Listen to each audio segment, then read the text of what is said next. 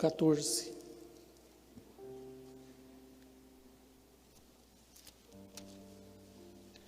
Êxodo capítulo 14. Graças a Deus. Agradeço a Deus por este privilégio, também ao pastor Lievert pelo convite, para juntos estarmos aqui adorando e bendizendo ao nome do Senhor.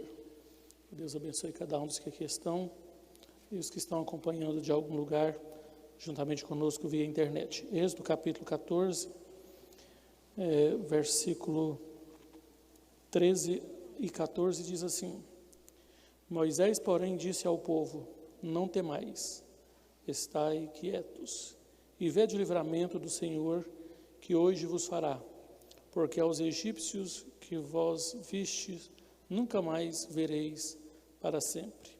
O Senhor pelejará por vós, e vós calareis. Amém. Que Deus abençoe. Tome os vossos lugares. Eu quero meditar com os irmãos nesta palavra, que com certeza é uma palavra de Deus aos nossos corações. Quero crer que seja uma palavra de alento para as nossas vidas. E fazendo aqui um pano de fundo histórico dentro do texto o qual acabei de ler, sabe-se que o povo de Israel, depois de algumas investidas de Faraó para impedi-los de sair do Egito, eles conseguiram sair e começaram a caminhar rumo à terra prometida, conforme Deus lhe havia orientado. Porém, Faraó novamente endurece o coração e manda que o seu exército vá atrás do povo para novamente trazê-los ao exílio. E naturalmente o povo era um povo numeroso. A Bíblia diz que era cerca de 600 mil homens. Lembrando que naquela época só contava os homens que estavam prontos para servirem na guerra. E naturalmente estes homens, a grande maioria deles, já haviam constituído família, e muitos deles havia um casamento poligâmico, ou seja, possuía mais de uma mulher e naturalmente mais de um filho. E acredita-se alguns historiadores que este número de 600 mil homens sendo transformado em pessoas aproximaria aí de cerca de 3 milhões de pessoas. Isso aí já vai de crianças em ter idade aos anciãos. Então nós notamos aqui que era uma multidão enorme. Se você fazer aí um censo da nossa capital Goiânia, ele vai dar em torno de 1.300.000 a 1.400.000 pessoas aproximadamente. É muita gente. Nós sequer conhecemos todos os habitantes de nossa capital, e naturalmente será praticamente impossível reunir este povo em um só lugar. Aí você pensa na multidão que estava sob o domínio, sob o comando, aliás, de Moisés, vai ultrapassar aí 2 vezes a população de Goiânia. Então era muita gente andando no deserto, rumo à terra prometida. Uma coisa que é importante fazer menção é que este povo estava aproximadamente há 400 anos exilados, o que significa escravizado. Estavam longe de sua pátria, estavam apenas ajudando o Egito a prosperar e a se tornar cada vez mais uma economia pujante. No entanto, é fundamental nós observarmos que eles não tinham outra função a não ser a de escravo, trabalhando dentro das alocações econômicas do Egito. E isso significa que eram pessoas que já estavam há algum tempo lá, algumas gerações, podemos assim dizer, sem estudar a importância de defender a sua pátria, a soberania do seu estado, haja vista que eles não estavam no seu estado. Mas ainda assim é importante salientar que este povo, eles estavam sendo ensinados segundo a vontade de Deus e aquilo que nós chamamos de aliança abrâmica, a entenderem que um dia eles deixariam de ser uma pátria exilada para voltar à sua terra, à sua pátria. E este povo que estavam nessa situação de servos, de escravo, naturalmente não estavam mais acostumados a ter estratégias de guerra. E por esta razão, quando eles estão saindo do Egito rumo à terra prometida, e nota-se que o povo do Egito estavam atrás deles em busca de levá-los escravos novamente, facilmente eles seriam rendidos, porque eles não tinham armas bélicas, ou seja, armas de guerra, e nem tampouco condições ou preparo técnico para lutar contra o povo do Egito.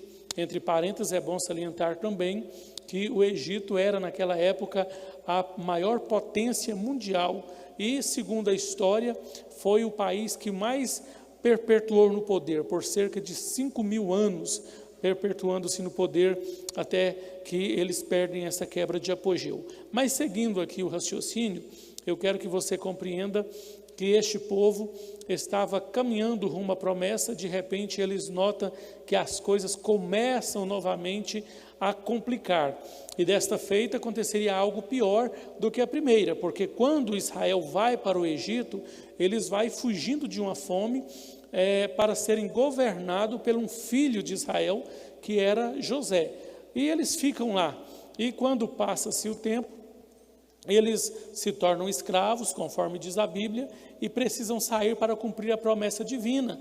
Agora, a diferença é que eles entraram no Egito voluntariamente, estavam saindo sobre coerção divina, Deus mandando pragas ao Egito, até que Faraó entende que deveria liberar o povo, só que ele arrepende novamente e vai buscar este povo, e se eles voltam, eles voltariam envergonhados, eles seriam rendidos.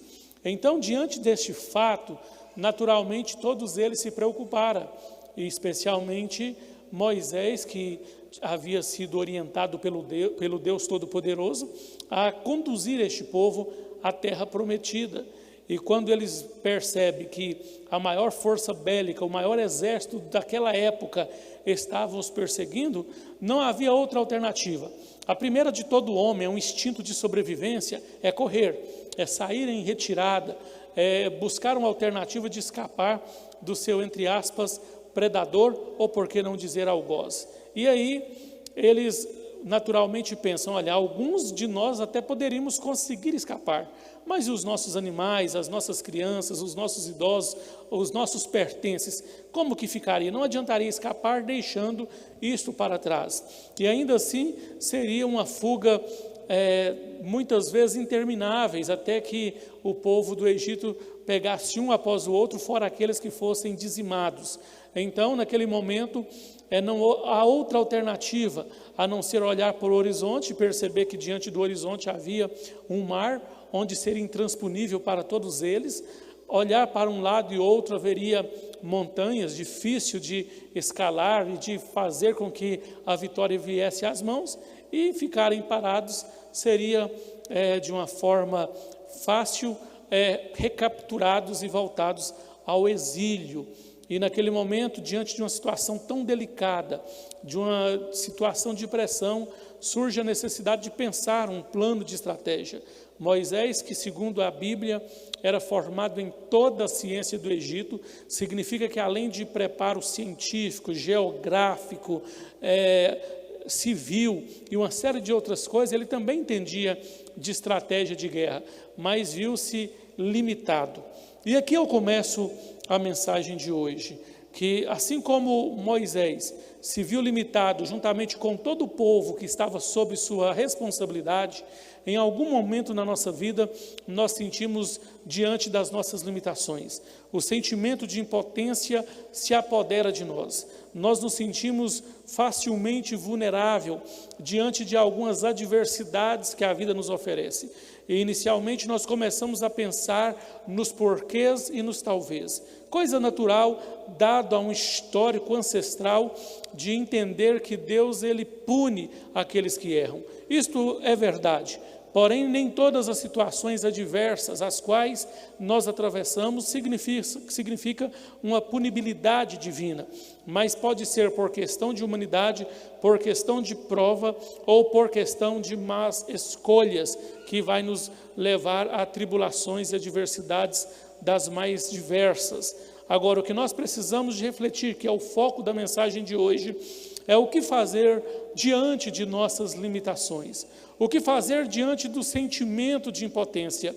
A primeira coisa que nos vem à mente, mediante ao desespero, conforme eu estou dizendo, é tentar entender. Mais rapidamente, a falta de oxigenação no cérebro, ela nos impede de raciocinar de maneira lúdica e elencar a situação pela qual nós estamos atravessando. E o desespero, ele tende a aumentar quando as respostas somem de nossa mente, e aí começamos a fazer como Moisés, a olhar de um lado para o outro e ver que a limitação cada vez mais se agiganta diante das nossas fragilidades. E eu quero que você compreenda juntamente comigo que nós temos vivido dias difíceis sobre a face da terra, dias onde a liquidez social ela tem crescido cada vez mais, e com isto tem acrescido as enfermidades psicossomáticas, que além de nós podermos ser acometidos de uma delas a qualquer momento, nós temos a inabilidade de relacionar com pessoas que já foram vitimadas pelas doenças psicossomáticas. Além dessas enfermidades psicossomáticas, existem os conflitos interpessoal e intrapessoal, que agravam ainda mais a situação, trazendo crises existenciais. Somos ainda vítimas de um mercado capitalista, onde essa indústria ela nos instiga a querer cada vez mais do bom e do melhor, e quando conseguimos, não se damos por satisfeito, porque o contentamento se esvai, e quando não conseguimos, que é o mais comum dentro da estrutura capitalista, nós nos sentimos frustrados, desanimados e perdemos a força motriz de continuarmos lutando pela vida e buscando contentamento. E com isto não resta outra alternativa a não ser desejar ou desesperar pela morte. Porém, ao mesmo tempo que existe esse desejo tórrido, frenético da morte, existe na nossa cognitividade, na nossa constituição essencial, um medo ao deparar-se com a morte, ainda que essa seja desejada, porque ela é um bem temível pela vida que está em nós. E com isto, não resta outra alternativa, a não ser a alternativa mosaica, que foi a mesma que é sugerida a mim e a você hoje, olhar para o Deus da promessa e dizer: e agora? O que fazer? É um momento de súplica, é momento de clamor, é momento de falar com Deus. Agora, uma problemática que eu vejo aqui é que muitas vezes, quando nós vamos falar com Deus, nós não apenas nos apresentamos a Ele como servos, como pessoas que confiam na sua grandeza sempiterna, mas já apresentamos com diretrizes para ensiná-lo a ser Deus, porque o nosso desespero pela bênção, pela vitória, se torna tão grande que nós esquecemos que Deus está no controle de todas as coisas. E Moisés, quando ele fala com Deus, apresenta a Deus uma situação que obviamente era visível a Deus. Ele escuta uma palavra da parte de Deus, que talvez é aquela que eu e você não gostamos de ouvir em um momento de desespero, porque naturalmente, além de perdermos a cognitividade, a capacidade de raciocinar diante do medo, do desespero e do sentimento de impotência, nós perdemos outra coisa, a capacidade de audição, a de ouvir. A pessoa pode até falar com a gente não entende, e quando entende, tenta entender, mas a mente já está comprometida,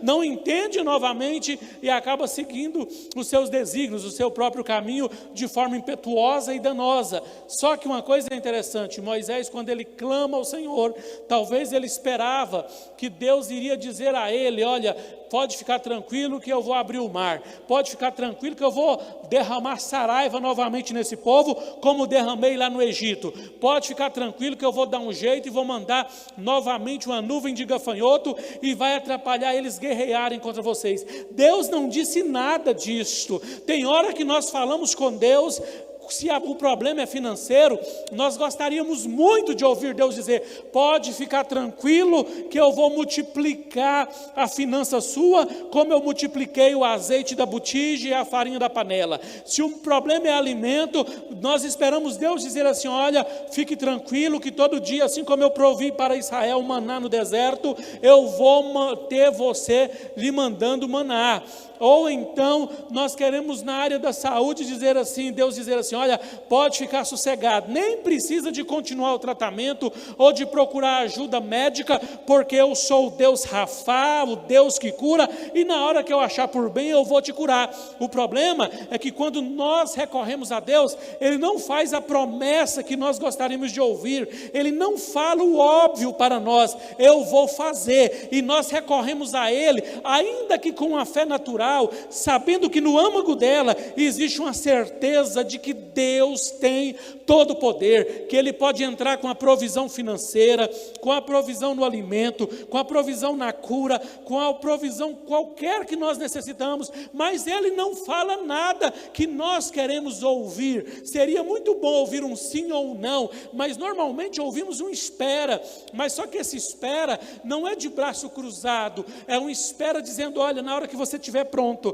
na hora que você estiver preparado, quando você chegar no seu limite, mas da maneira certa, eu vou agir ao teu favor. E Deus disse ao povo o seguinte: olha, cale, porque é preciso calar no momento de adversidade. Primeiro, porque como eu disse anteriormente, somos instigados a querer entender a situação conflituosa que atravessamos, e Deus não tem obrigação nenhuma de responder às nossas dúvidas, os nossos porquês, e nem tampouco os nossos talvez. Segundo, é preciso ficar calado para evitar murmuração, porque primeiro queremos resposta. Se não temos resposta, nós começamos a criar respostas e a lamuriar, e isso se torna um sacrilégio diante do atributo divino de Deus. Portanto, nós devemos primeiro ficar calado para evitar perguntas frívolas que não serão respondidas. Segundo, evitar lamuriações. Terceiro, para ouvir e esperar o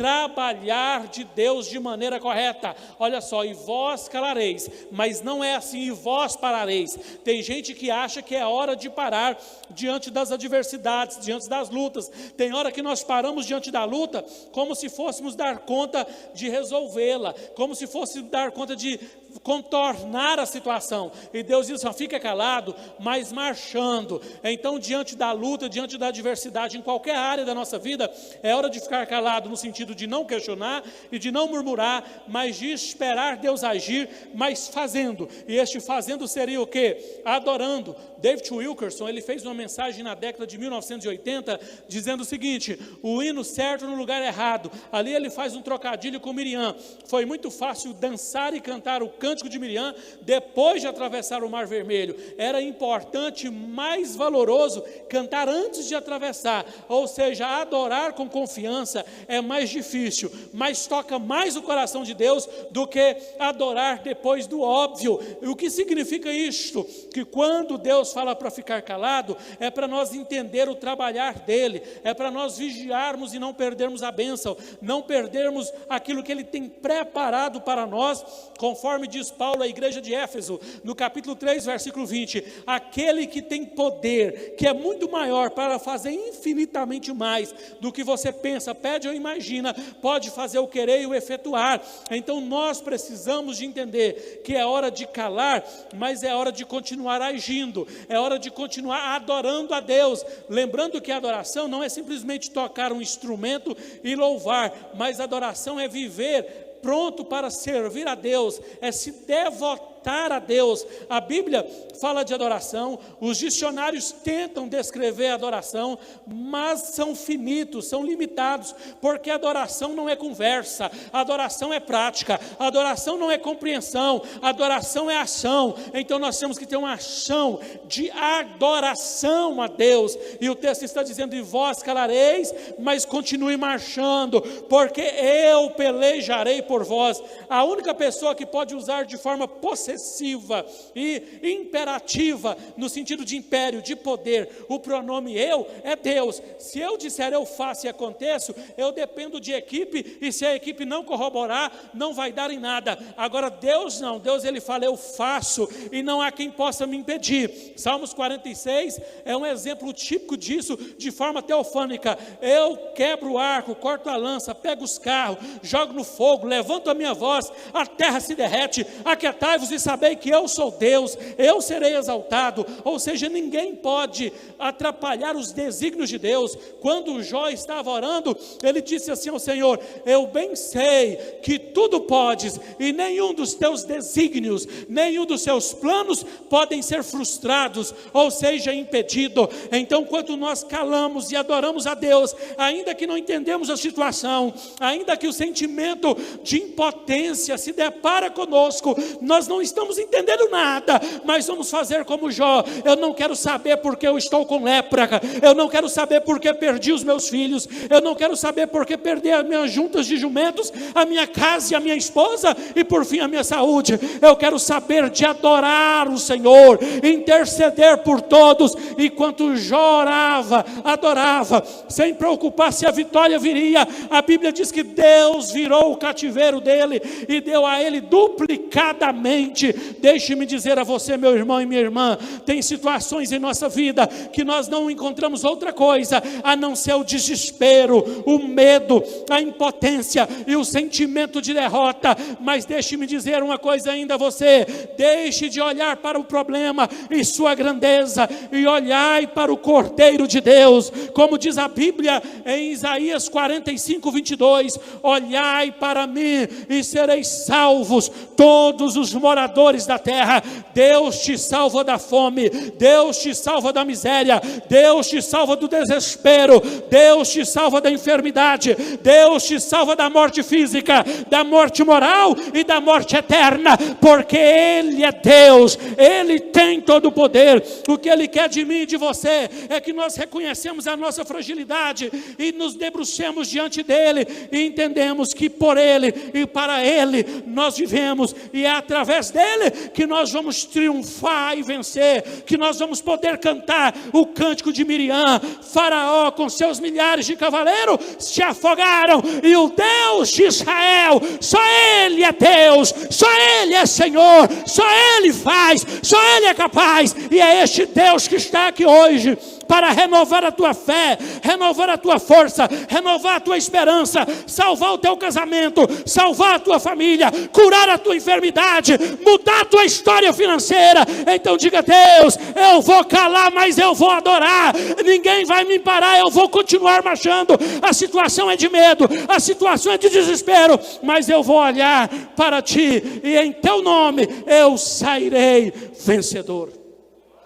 É isso que a palavra de Deus quer nos levar nesta noite, a reconhecer a grandeza de Deus. Eu dizia a alguém hoje à tarde, quando eu atendi a pessoa tentando responder uma sucessividade de lutas e dificuldades, foi uma conversa de aproximadamente 1h40, e eu tive que dizer a ela aquilo que eu sempre digo aqui, que nós precisamos entender o que é servir a Deus. Servir a Deus não é estar imune às adversidades da vida, servir a Deus não é estar imune aos sofrimentos que a vida nos oferece, servir a Deus não é viver uma vida de calmaria e nem tampouco uma vida de tribulação. Servir a Deus é ter intimidade com Ele. A Bíblia é clara nisso: ao Senhor é meu pastor e nada me faltará, Ele me conduz em pastos verdejantes, fartura, águas tranquilas, calmaria. Mas eu posso passar aonde? Em vale de sombra e morte. Mas deixe-me dizer uma coisa para você: se o pasto é verdejante, se a água é tranquila, ou se o vale é de sombra e morte, não tem problema, isso não é meu foco. O meu foco é o quê? Não temer nada, pois Tu estás comigo. Aí o salmista diz em outro salmo, no 27 e no 19, ele diz: o Senhor está comigo, a quem temerei? De que me recearei? Se o Senhor está contigo, olha para mim, entenda isso aqui: se o Senhor está contigo, nada vai fazer você perder esta batalha. Se o Senhor está contigo, não tema a enfermidade, não tema a miséria, não tema o caos. Se Deus está contigo, Ele tem tudo sob controle. Então comece comece a adorar a Deus e a dizer: Deus, eu estou sofrendo como Davi, eu estou fugindo do rei, eu estou ameaçado de morte, mas na verdade eu não fui sentenciado para morrer pelo meu inimigo e nem por esta morte precoce. Eu já sou rei. Chegar no trono é uma questão de tempo. Sabe o que eu quero dizer com isso? Assim como Deus ungiu Davi, e ele correu de Saul, mas ele já era rei diante dos olhos de Deus. Era uma questão de tempo chegar no trono. Deixe-me dizer, Deus já te ungiu como vencedor. Deus já ungiu você para curar a tua enfermidade. Deus já ungiu a tua vida financeira para mudar a história dela. Deus já ungiu o teu lar. Tomar posse da vitória é uma questão de tempo. Deus vai salvar seu cônjuge. Deus vai salvar a tua família. Deus vai mudar a tua história. Mas entenda que no Querite é o lugar onde Deus trabalha para que você receba a vitória e depois diga: foi bom o Senhor me afligir. O que Davi queria dizer? Se eu recebo a bênção despreparado, eu ia valorizar a bênção pela bênção, mas agora eu olho para a bênção e reconheço que só o Senhor é o meu socorro, o meu refúgio e a minha fortaleza. Olhe para Deus, Ele é o teu socorro, não é a tua finança. Ele é a tua força, não é o teu braço. Ele é aquele que te guarda, e o melhor, não tosqueneja, não dorme, o guarda de Israel. E Ele me trouxe aqui para dizer a você hoje: levanta, come, bebe, marche, porque grande é a tua peleja. Enquanto você peleja pelo reino, o rei peleja por ti. O reino que você vai pelejar, você será revestido da graça de Deus para pelejar por ele. Aquilo que você gostaria de lutar por você mesmo, tu não dá conta, mas Ele dá, porque Ele é aquele que faz, e quando faz, confirma que é Ele. Deixa Deus agir na tua vida, deixa Deus mudar a tua estrutura, deixa Deus trabalhar no teu ser, e diga: Deus, a partir de agora, eu vou marchar confiante que o Senhor é Deus nos céus, é Deus na terra, e acima de tudo, é Deus na minha vida. A minha vida é tua, eu sou teu, e eu vou conquistar aquilo que o Senhor elegeu para mim. Que Deus abençoe. Muito obrigado. Retorna aqui em direito. Pode terminar? Coloque-se de pé. Nós já vamos terminar. Aleluia, glória a Deus. Bendito é o nome do Senhor para todo sempre. Ao nosso Deus seja a honra, a glória e o louvor. Já que eu estou ministrando a palavra final já também, eu quero orar com você neste momento, lembrando que domingo temos a escola bíblica dominical. Estamos falando aí sobre essas enfermidades da alma também, e você pode estar aqui recebendo mais uma porção de Deus. E à noite o nosso culto de adoração e louvor a Deus. Vamos orar. Eu não sei em que lugar você está no seu deserto. Eu só sei de uma coisa: Deus está nesse deserto. Fale com Ele agora, que Ele vai agir por você. Qual é a sua causa que você acha impossível, ou que você tem medo de passar por ela? Apresente a Deus agora essa causa. Eu não estou dizendo talvez, eu não estou usando aqui advérbios de dúvida. Eu estou dizendo: Deus vai agir por você. Deus vai agir. Ele vai entrar com a providência naquilo que você necessita. Então continue marchando. Israel ainda continua marchando. A bênção não veio assim na hora. Eles mas era para nós marchar e Deus vai pelejar. Até agora nada. Estamos cada vez mais próximos do rio. Enquanto não tocou o cajado nas águas, a bênção não veio. Então marche até chegar no rio, receber orientação divina e atravessar as águas desta vida. Eterno Deus e Pai que estais nos céus, em nome de Jesus eu me coloco diante da Tua presença doce e gloriosa, para apresentar a Ti, ó Deus, a minha vida, a vida da Tua igreja, daqueles que aqui estão, daqueles que em casa estão, ou em algum outro lugar, cultuando ao Senhor juntamente conosco, em uma das nossas redes sociais. Pai, que todos sejam alvos da Tua graça e desta palavra, palavra que cura, restaura, liberta, edifica e vivifica. Que o Senhor venha, ó Deus, fazer obras prodigiosas em nossas vidas e em nossos corações aqui hoje. Pai, eu trouxe essa palavra inspirado por Ti. Tu sabes, ó Deus, o quanto foi conflituoso para mim verbalizar esta palavra hoje. Mas eu também confio em Ti, apesar das minhas limitações, das minhas fragilidades. E eu tenho vivido, ó Deus, dias os quais eu tenho que invocar o Teu milagre, assim como Israel invocou, e não só eu, mas todos aqueles que aqui estão. E nós já vivemos experiências pregressas do Teu cuidado e da Tua graça. Então, traz-nos à tona aquilo que nos dá esperança. E nos ajude, ó Deus, a entender que a nossa finitude, o nosso limite não é o fim, porque resta nos render a Ti e confiar na Tua grandeza, na Tua graça, no Teu cuidado, no Teu amor sempre eterno, amor que nos envolve, amor que nos constrange, amor que nos faz sentirmos amados.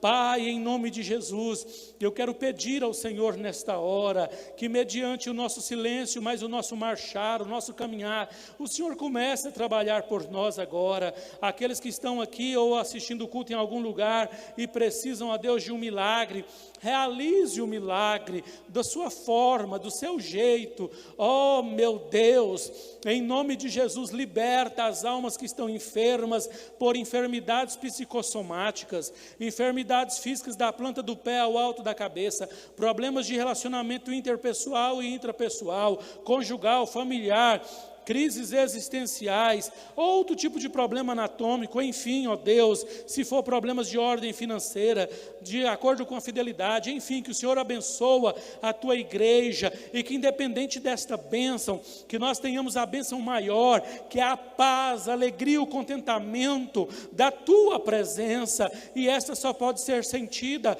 mediante um avivamento, um renovo de propósito, que o nosso propósito seja, Senhor, estar em comunhão contigo, através da oração, da adoração, do louvor, da leitura bíblica, da consagração, ó Deus. Pai, não nos deixe nem um minuto sequer, a nossa alma geme, a nossa alma implora, porque sabemos que de Ti vem a nossa provisão, o nosso socorro, o alento para a nossa alma ferida. Oh, Shahai, Tu ermefai, Haiwir on the corme aswai for when the glai, Sheheuri ameniai, Surivi, or when the fly. Meu Deus, renova o Teu povo, renova a Tua igreja. Não oro só por esses que aqui estão, e nem só por aqueles poucos que estão conectados, mas por centenas que estão dispersos na apostasia e na religiosidade cultural. Deus, aviva a Tua igreja, desperta o Teu povo, para que saibam que a nossa fé, ela é transcendental, e que não devemos embaraçar com negócios desta vida. Oh, Shahai me ashur, que a fly condero e claim a ras. Em nome de Jesus, eu peço ao Senhor, despede esses que vieram aqui em paz, leva-o para os seus lares em segurança, e com a sensação de que devem cada dia mais aproximarem de Ti, e sinta, ó Deus, esta presença envolvendo de forma imanente. Abençoa os que estão conectados também, ó Deus, para que eles possam em outra oportunidade estarem aqui com fervor e vigor. É o que eu te peço em nome de Jesus. Amém. Que a graça de nosso Senhor e Salvador Jesus Cristo, o grande amor de Deus nosso Pai, a comunhão e consolação do Espírito Santo, seja com todo o povo de Deus, não só hoje, mas para todo sempre. Os santos digam amém. Meu abraço e até domingo pela manhã, em nome de Jesus.